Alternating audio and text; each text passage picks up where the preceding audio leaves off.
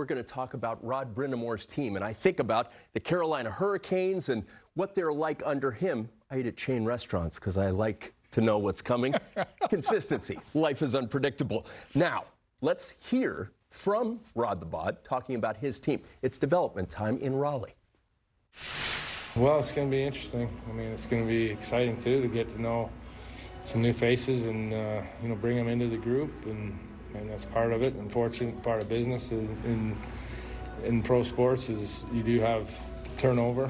But I think it'll be a good opportunity for a lot of other guys to step up a little more maybe than they have in the past. And, exciting to see how it all comes together.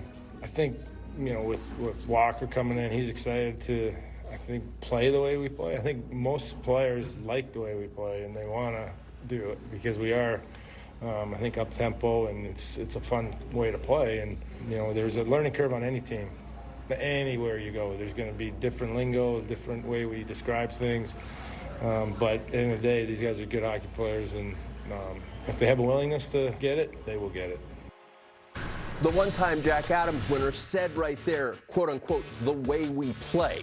Everyone that has watched this team under his guidance knows what that means. As we look at their additions and subtractions, and he acknowledged it, that there's change with the landscape of the NHL as it is in a cap world.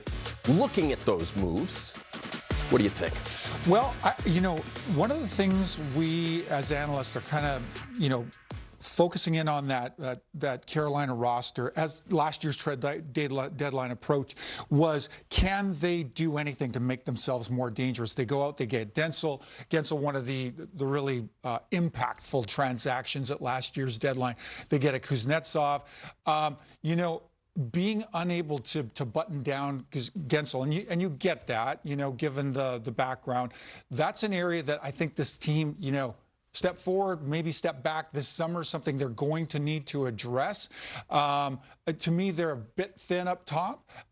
That's a group that, as much as I like the decor, as much as I think they've really kind of got as solid a decor as there is in the Eastern Conference. Again, ability to defend and some offensive upside. It's a little pop, it's a little pizzazz up front that I think this group is lacking, and I think they're going to have to go out and address at some point. Having said that, they still have the ability to play that really suppressive, connected Carolina Brind'Amour structure that no matter how deep the roster is, as an opponent, you're going to have your hands full every night. So that to me is kind of baseline for this group. That's baked into the recipe all 82 games this year, and that equates to a playoff spot. The question, Tone, I think just really becomes, if they're more dangerous, they will go deeper. And can they address that? And the expectation level, as you just saw on the screen, they go every year now. And the previous 12 seasons, they went once. He's totally changed the expectation level. On July 1 of this year, sitting at this desk, the opinion that was shared by our experts was they can play that style, but with their current roster, they're not going to be as good.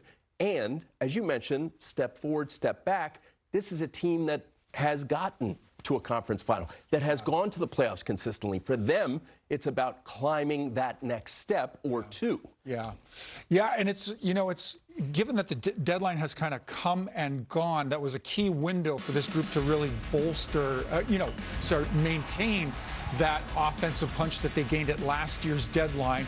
Now, having said that, you look at the Teravainens of this roster, the Ahos of this roster. If Kuznetsov can give you 10, 15% more, there are aspects of this roster where that offensive punch can come from, but you're asking a lot of folks, a good sized group of folks to have career years for you. If the objective, which the objective is for certainly a group like this, to go on a good deep run and be one of those top two at the end of the year. And we recognize that the top two this year had a whole lot of depth. It's like an arms race.